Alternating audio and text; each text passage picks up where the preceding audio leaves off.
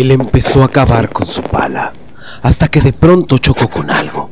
Sus ojos no daban crédito, pero el amarre ya había hecho efecto. La brujería, el engaño, el deseo y la avaricia estaban presentes para desencadenar lo que a continuación te voy a contar. Un amarre para toda la familia, escrita por Montserrat Tobar. ¿Hasta dónde eres capaz de llegar por la ambición? La brujería existe.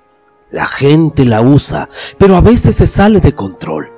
Y aún así la siguen usando. Este es el caso de la familia de Alejandro, que estaba acostumbrada a jugar béisbol los fines de semana.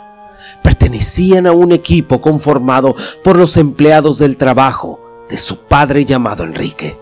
La empresa a la que se dedicaba a realizar los torneos con fines caritativos. Las ganancias se donaban a causas benéficas y los premios quedaban entre los empleados. Alejandro, durante toda su infancia, había pertenecido a ese equipo. Conocía a todos los hijos de los compañeros de su padre y era uno de los jugadores más destacables de la liga juvenil. Su madre Laura también pertenecía a la liga femenil y era un excelente deportista, al igual que su esposo. Alejandro no tenía hermanos y su única distracción era el béisbol y pasar tiempo con su novia. Tenían 3 años de relación y era hija del jefe de su padre. Ambos tenían 22 años y jugaban juntos desde niños, ya que sus padres se conocían desde hacía 15 años. Los padres de Alejandro no eran viejos, ambos tenían 44 años y lucían atléticos, pues su madre era doctora y su padre disfrutaba del deporte. Sin embargo, los últimos 2 meses, su madre no había podido jugar por cubrir horas extras en su trabajo y pasaba días en el hospital. Con el pasar de los fines de semana, Alejandro notó el cambio repentino entre sus padres. Estaban muy distanciados y constantemente peleaban. Se gritaban y dejaban de hablarse. Su madre pasó de no participar en los juegos a dejar acompañarlos al béisbol. No reconocía las actitudes de ambos, pues siempre habían estado juntos y felices los 3. Una noche de agosto, los padres de Alejandro invitaron a la familia de su novia a cenar. Tenían una amistad larga que permanecía con el tiempo y que duraría aún más después de que sus hijos, al parecer, terminarían comprometiéndose con el tiempo. Durante la noche, Alejandro notó que sus padres eran diferentes a los de su novia. A pesar que últimamente estaban distanciados, ambos se tomaban la mano encima de la mesa y sonreían naturalmente con amor. Sin embargo, sus suegros Alfonso y Cristina se miraban incómodamente y sonreían a medias. Cualquiera en la habitación notaba que ese matrimonio era una farsa y que a duras penas ambos se toleraban. Incluso hasta su novia se lo decía, pero no le gustaba hablar de ese tema con él. Sentados en la mesa alargada, frente a frente los 6, el padre de Alejandro, Enrique, notaba cómo Cristina le sostenía la mirada con fuerza, como si intentara decirle algo al verle a los ojos. Y no estaba equivocado, pues Cristina, en un punto de los años de amistad que compartían, comenzó a sentirse atraída por Enrique, aunque para ella no era fácil separarse, pues a pesar de no amar a su esposo, ambos compartían trabajo y riquezas en común. Solo les quedaba engañar a los demás con apariencias de la familia perfecta. Cristina admiraba el matrimonio de Enrique y Laura. Se notaba el amor entre ambos y ella deseaba que alguien la mirara así. Pero no su esposo o alguien más, sino que fuese Enrique. Le agradaba que Enrique era alto y de cuerpo atlético, a diferencia de su esposo, que simplemente era de estatura promedio y delgado. Enrique era carismático y a su esposa le gustaba hablar de sí mismo y eso la aburría. Nos iría muy bien en las finales, dijo Enrique. Cuento con que ganaremos. Obvio ganaremos. Hemos jugado y se nota que la vamos a hacer, le contestó Alonso, su jefe. Cristina sonrió y Laura también. Ambas se notaban cansadas de la plática, pero aún así se integraban. Cristina notó las imperfecciones de Laura una y otra vez. La despreciaba por no aprovechar el hombre que tenía como esposo. Laura, ¿puedo pasar a tu baño?, preguntó Cristina mientras se paraba de su asiento de la mesa. Claro, está al fondo del pasillo, pasando la sala, le contestó Laura. Cristina caminó por el largo del pasillo hasta llegar a la sala, miró su bolso y lo tomó. Pero al ir al baño solo fue una distracción, pues ella quería intentar hacer algo más personal. Sacó una pequeña bolsa negra del tamaño de su puño y la abrió con cuidado. El olor que desprendía era insoportable, muy desagradable y de aroma penetrante. Se acercó al sillón de la sala y esparció el polvo grisáceo que estaba en la bolsita negra. Eran cenizas puras de hueso, pero no de simple huesos de animales, eran huesos humanos, recién extraídos de las tumbas de un cementerio. Cristina tenía años practicando la brujería y la magia negra, y todo para tener éxito en su empresa y en la de su esposo. Ella aceptaba que le gustaba el dinero y no le importaba la manera en la que lo podía conseguir. Era avariciosa y una persona egoísta e incluso envidiosa. Y a pesar de tener esas creencias, Cristina no se despreocupaba ni un poco por mantener retenido a su esposo mediante magia negra. El sillón era grande y de terciopelo negro. Esparció lentamente el polvo por todo el sillón. Ni siquiera se notaba. Se había impregnado todo rápidamente. Al terminar, no se molestó en ocultar la bolsa. Cerró sus ojos y repitió 3 veces: «Elígeme a mí, ámame a mí y déjala por mí». Caminó hacia el baño rápidamente. Sus manos estaban limpias, pero se las lavó como si hubiese tocado el polvo de esas cenizas de huesos. No se sentía asqueada, pero sabía que lo que acababa de hacer era algo serio y poderoso que tenía que manifestar positivamente para que el trabajo de magia negra se completara satisfactoriamente. Se secó las manos y con mucho papel cubrió la bolsa negra para que nadie la notara. Salió del baño y se fue rápidamente a la mesa para que nadie notara su ausencia. Estaba nerviosa, pues su hija y su yerno la miraban extraño, o tal vez estaba siendo paranoica, pero sí se había tardado un poco. Enrique y Laura y su esposo no habían notado tanto su ausencia, pues ya estaban adentrados en la plática. Las horas pasaron y se hacía cada vez más tarde. Todos se despidieron. Cristina contempló a Enrique tímidamente, pero su esposo la tomó de la mano, quebrantándole la ilusión. Su única esperanza era que el embrujo funcionara y Enrique la mirara con otros ojos. Aún así, su felicidad era a costa de la infelicidad de la familia de ambos. Cristina egoístamente pensaba solo en ella. Al pasar las semanas, Alejandro seguía notando que las peleas de sus papás aumentaban. Su mamá constantemente tenía dolores de cabeza y el cuerpo adolorido.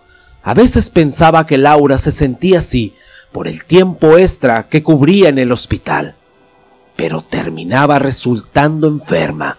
En su casa padecía vómitos continuos, desmayos repentinos y migrañas. El padre de Alejandro cada vez hacía más señalamientos sobre posibles infidelidades de su esposa, sin pruebas, solo inseguridades, culpándola de meterse con sus compañeros de trabajo, pues los últimos días pasaba en el hospital checando su estado de salud. Durante una guardia, Laura atendía a una paciente de 65 años que se encontraba postrada en su cama, adolorida, casi agonizando en dolor. Su frente estaba goteando en sudor. No podía controlar su temperatura y parecía que hasta alucinaba. pero en sus antecedentes señalaba práctica de magia blanca. «Doctora, doctora», gritó la señora en desesperación al ver a la doctora pasar por la puerta. «¿Qué le pasa, Margarita? Dígame», le preguntó Laura mientras se acercaba a la cama. «Doctora, siento que usted emana una negatividad muy fuerte.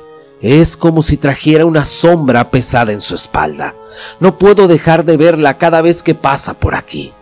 Debería hacerse una limpia», dijo la mujer y procedió a intentar respirar con fuerzas. «Trate de descansar, Margarita», le dijo Laura. «Necesita descansar mucho». «Alguien quiere hacerle daño, doctora». La mujer continuó balbuceando palabras que casi no se le entendían, aunque aquello que su paciente le acababa de comentar la dejó pensando. ¿Qué pasa si realmente sí necesita una limpia y alguien estaba intentando hacerle daño? No podía caer en prejuicios, pues era una doctora respetable, con años de estudios y experiencia, pero no creía que la magia blanca fuera tan mala como la magia negra. Esa misma noche, la mujer falleció y para Laura fue un shock. Ella en sus últimas horas se desgastó advirtiéndole que alguien le quería hacer daño. No podía tomarlo como coincidencia, al menos tenía que sacarse la espina de la intriga. Tras llegar a su casa, lo primero que vio Laura esa mañana fue a su hijo Alejandro, quien desayunaba tranquilamente en la mesa del comedor. «Hola, mamá, ¿qué tal tu guardia en el hospital?», preguntó Alejandro sonriéndole. Laura suspiró y puso sus cosas en el suelo. «Estoy muy cansada, hijo. Fue una larga noche». «Me imagino, mamá». «Tengo que decirte algo, y creo que no lo han notado, ni tú ni tu papá», dijo Alejandro. «¿Qué cosa no hemos notado?», preguntó Laura.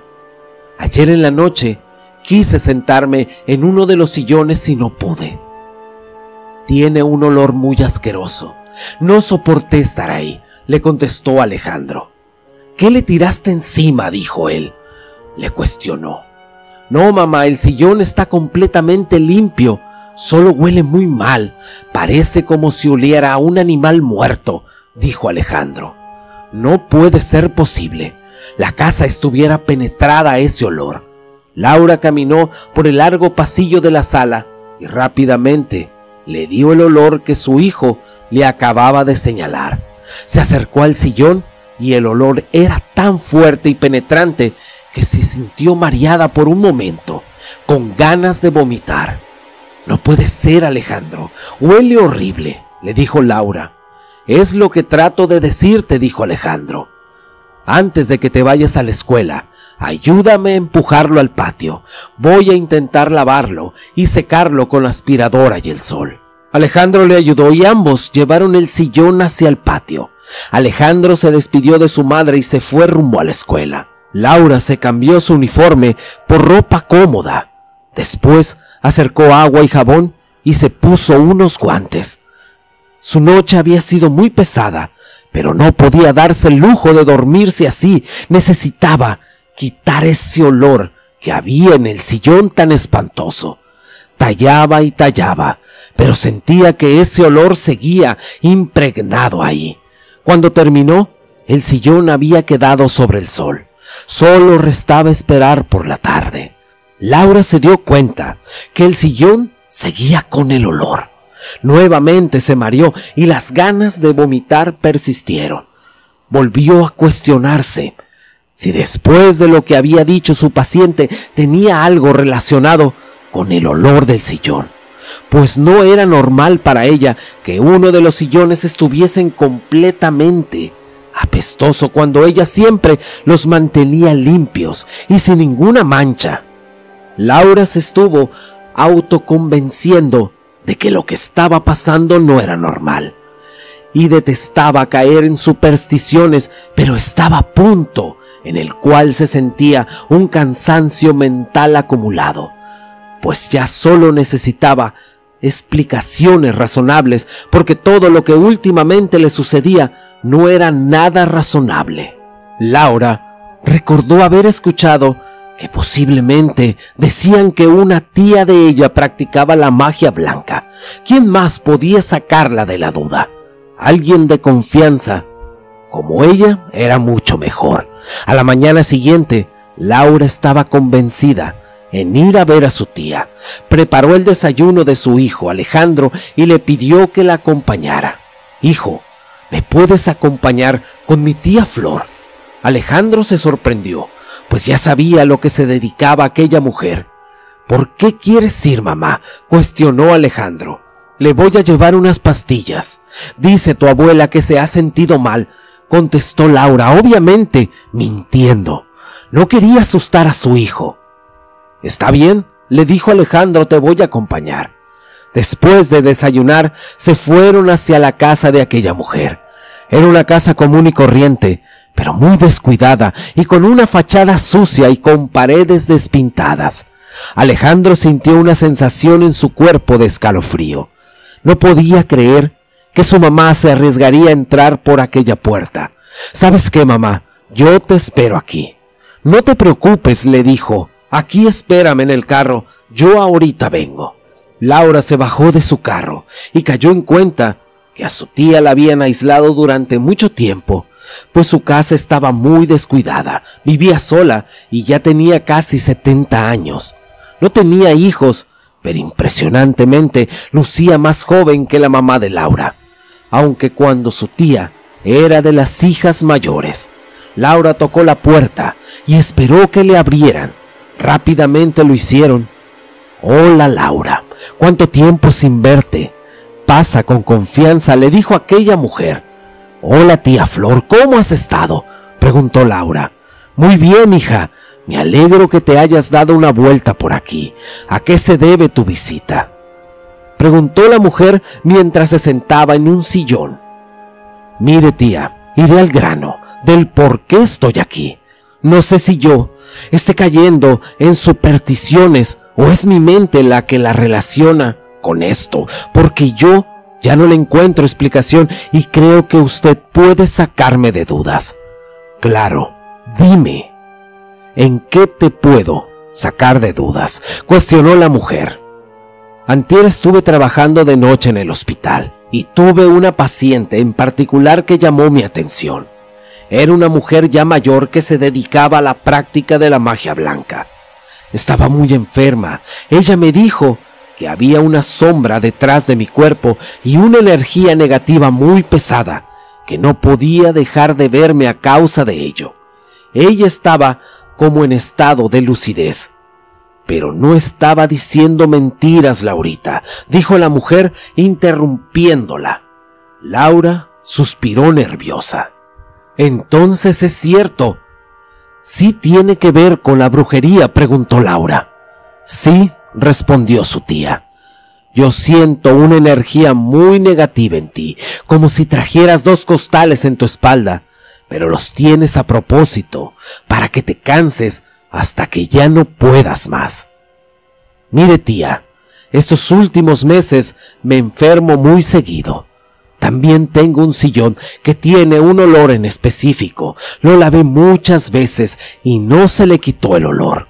No está manchado, no tiene nada, solo ese olor putrefacto. No quería darle otro significado, pues trabajo en un hospital y ahí pude haberme contagiado de algo.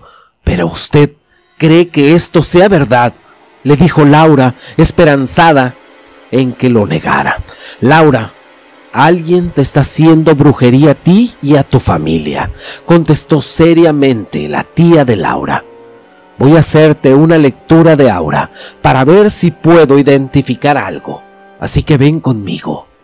Laura siguió a su tía Flor hasta un cuarto privado. Tenía hierbas en todos lados y una mesa larga con cristales de distintos colores. «Ponte de pie aquí», le dijo su tía.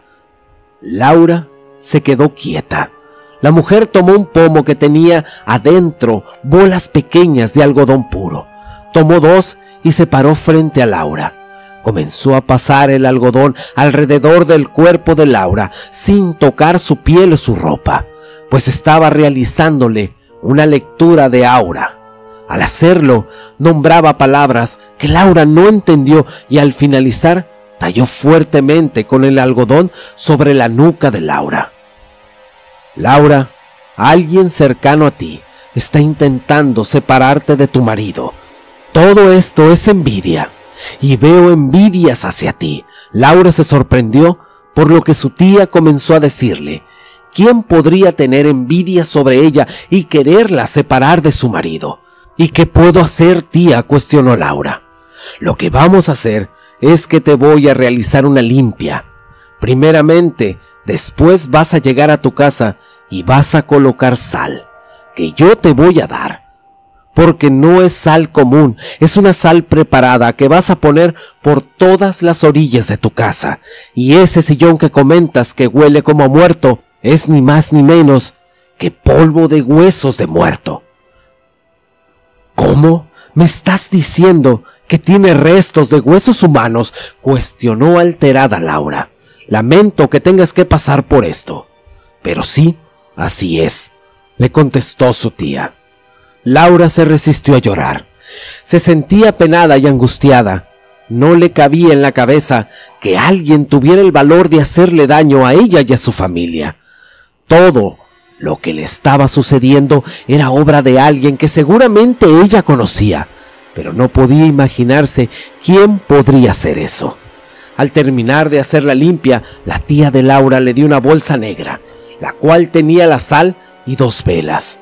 Después de que coloques la sal, tienes que prender esas 2 veladoras. Son de protección, le dijo la señora Flor a su sobrina. Y recuerda, Laura, lo que yo practico es magia blanca, y lo que te hicieron a ti se nota rápidamente que es magia negra, así que cuídate mucho.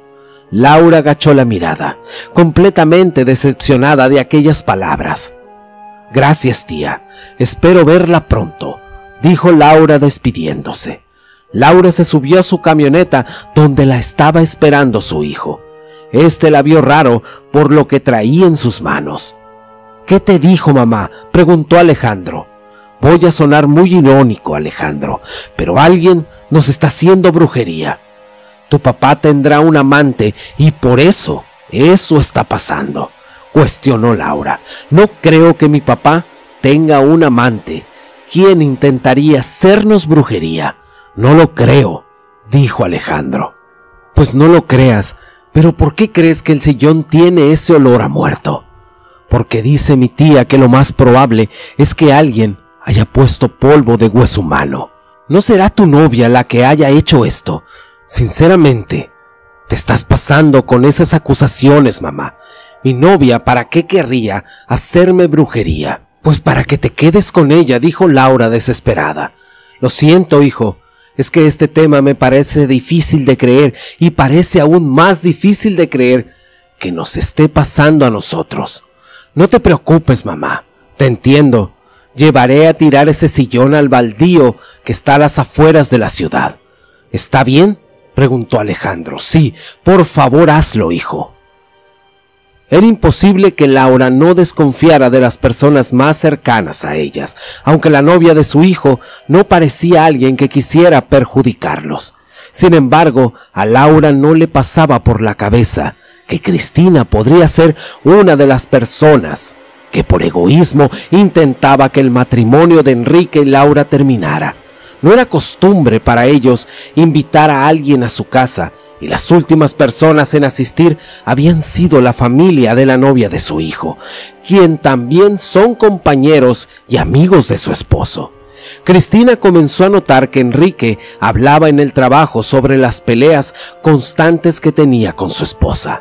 Pero Cristina aún no podía intervenir, pues el trabajo de magia negra que estaba realizando con Enrique y Laura requería de tiempo y cuidado para que las cosas salieran bien y en beneficio de ella. Laura realizó lo que su tía había pedido hacer. Colocó la sal alrededor de la orilla de su casa, hasta el más mínimo rincón.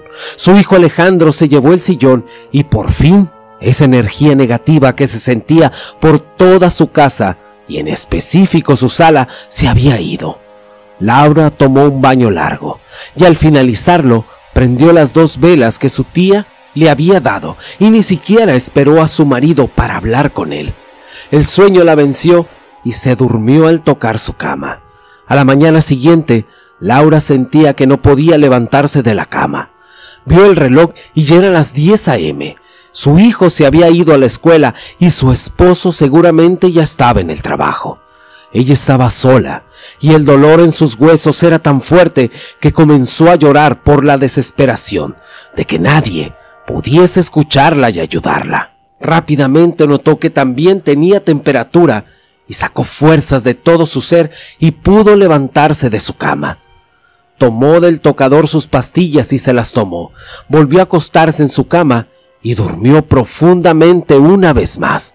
Por la tarde, Enrique llegó temprano a su casa. Había salido temprano de la oficina. Tocó la puerta de su cuarto y al no tener respuesta, abrió. Su esposa dormía plácidamente a las 3 de la tarde. Se inmutó en hacer ruido y cerró nuevamente la puerta. Enrique entendía que su esposa necesitaba descansar cuando no tenía guardia en el hospital. Por eso la dejaba dormir sin limitaciones. Tenía que apoyarla, pues últimamente había estado muy enferma y aún así ella siempre estaba al pendiente de él y de su hijo Alejandro. Enrique se cambió de ropa y salió al frente de su casa. Tenía planes de arreglar el jardín de la entrada y colocar una cerca para que los perros de los vecinos no escarbaran las plantas de su esposa. Comenzó a cavar con su pala toda la orilla del jardín. Su hijo Alejandro llegó con su novia y decidió ayudarle. Mientras ambos cavaban, sería más rápido el trabajo. «Tu mamá está dormida», le dijo Enrique a su hijo. «Sí, déjala, está muy cansada. No la molestes», contestó Alejandro. «¿Qué estás tratando de decirme, Alejandro?», cuestionó Enrique a su hijo, mientras sostuvo la pala y retiró el sudor de su frente. «Nada, papá. Es solo que ustedes han peleado mucho estos últimos meses», contestó Alejandro mientras cavaba el hoyo a la altura que su padre le había pedido. «Ya sé que peleamos. ¿Por qué crees que la dejé descansar ahorita?», le dijo Enrique. «Pues fuera el colmo que no la dejaras. Seguramente tienes un amante», dijo sarcásticamente Alejandro y con un tono de coraje. Sentía que lo que estaba pasando era culpa de su papá. Enrique se detuvo en lo que estaba haciendo y tomó bruscamente por la camisa a su hijo. «Mira, Alejandro, no porque tu mamá y yo peleemos significa que la estoy engañando. Si vas a ayudarme a poner la cerca está bien, pero no hagas esos comentarios tan tontos», dijo Enrique en tono de regaño. La novia de Alejandro los miró a lo lejos discutir. «Está bien», contestó Alejandro mientras miraba a su padre fijamente. Enrique lo soltó. Alejandro comenzó a cavar en otra parte del jardín y sintió cómo la pala había chocado contra algo. Volvió a cavar nuevamente en ese mismo lugar y la pala trajo restos de cartón. Alejandro se agachó a mirar qué era lo que había ahí y notó una caja. Comenzó a cavar con sus propias manos y su papá se dio cuenta de lo que hacía. «¿Qué haces, Alejandro?», cuestionó Enrique. «Creo que hay algo ahí, papá», dijo Alejandro. «A ver, déjame ver si puedo sacarlo». Alejandro rápidamente vio la caja y la tomó para sacarla de un jalón. «¿Qué es esto, Dios mío?», dijo Alejandro mientras abría la caja. La novia de Alejandro rápidamente se acercó y Enrique también. Los tres se miraron cuestionándose lo mismo. ¿Qué clase de brujería tenían enfrente? Alejandro abrió la caja y los tres se sorprendieron por lo que estaba dentro. 2 muñecos de vudú negros alargados, los cuales estaban entrelazados con un hilo rojo y cubierto con aceite con olor a rosas. «¿Quién pudo hacer esto?», preguntó la novia de Alejandro. «Es verdad», dijo Alejandro. «¿Quién pudo haber hecho esto?».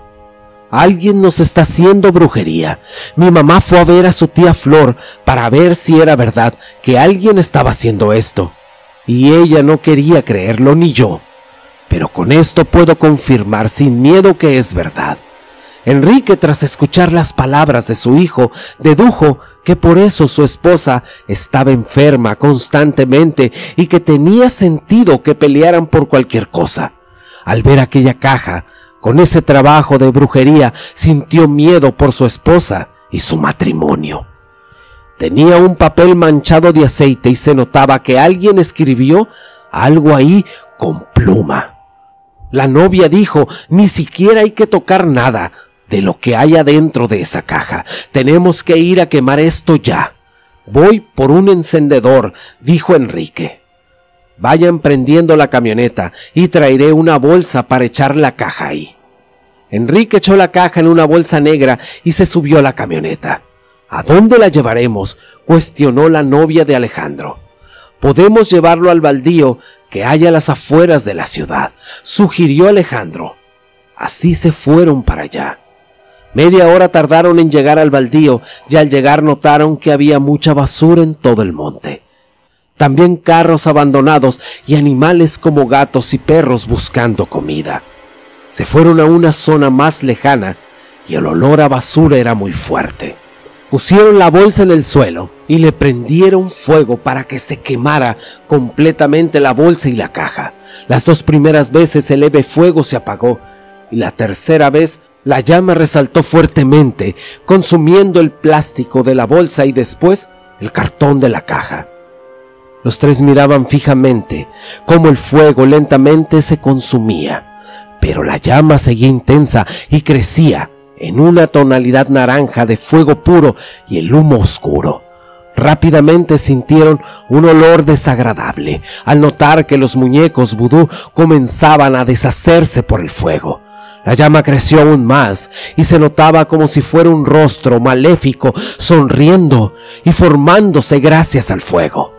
La novia de Alejandro sacó rápidamente su celular y tomó una foto de aquel rostro que se producía.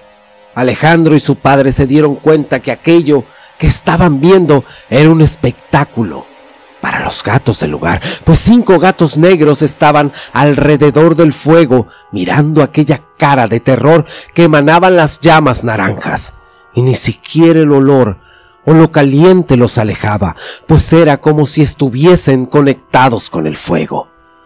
Los 3 se quedaron hasta que el fuego se consumió completamente, junto con lo que la caja tenía dentro. Quedaron solamente las cenizas. Al gastarse el fuego, los 3 no podían creer lo que acababan de vivir. ¿Quién había tenido la osadía de realizar aquel trabajo en el jardín de una casa que ni siquiera era problemática? Ni la misma hija de Cristina llegaba a sospechar que su madre era la culpable de lo que pasaba en aquella familia. No podemos decir nada de esto a tu madre, le dijo Enrique a su hijo. Alejandro solo asintió. Al llegar de regreso a su casa, Laura estaba en el jardín y vio llegar la camioneta de su esposo. Su hijo y su nuera se bajaron y Enrique fue directo a los brazos de su esposa. La abrazó y dejó de sentir su cuerpo pesado y cansado como sintió aquella mañana. Dejó de pensar en las últimas semanas caóticas que habían tenido. Terminaron de colocar la cerca del jardín y ese día cenaron juntos en la mesa, después de varias semanas de no hacerlo. Enrique también tenía sus dudas sobre quién podía ser la persona que intentaba envenenar a su familia mediante brujería, pero no se le ocurría a alguien en específico. Para Enrique, lo que pasó aquel día en el jardín jamás se olvidaría y nunca olvidaría el rostro que apareció en las llamas.